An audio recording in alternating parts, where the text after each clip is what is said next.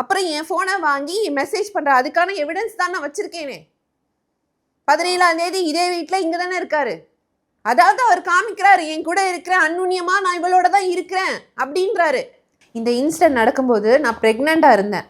எப்படிங்க ரங்கராஜோட முதல் மனைவிக்கு இப்படி ஒரு மெசேஜ் அனுப்பணும் அப்படின்னா இது ரொம்ப கொடுமையான ஒரு மெசேஜ்.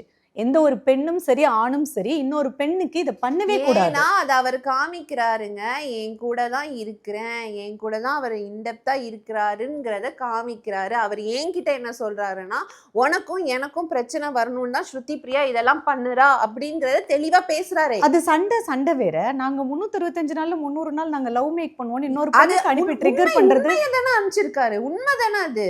அது அவங்களை எந்த அளவு காயப்படுத்தும்? ஏங்க அவங்க 2 பேரும் தான் ஒன்னாவே இல்லையே, எப்படி காயப்படுத்தும்? பட் இன்னைக்கு அவங்க என் கணவர் 7 இயர்ஸா 2 பேரும் ஒன்னாவே இல்லங்க, அப்புறம் எப்படி காயப்படுத்தும்? ஆனா இன்னைக்கு அவங்க என் கணவருக்காக கூட நிக்கிறேன்றாங்க. காயப்படுத்தி இருக்கணும்ல. 7 இயர்ஸ்க்கு அப்புறம் காயப்படுத்துமா ஒருத்தவங்கள?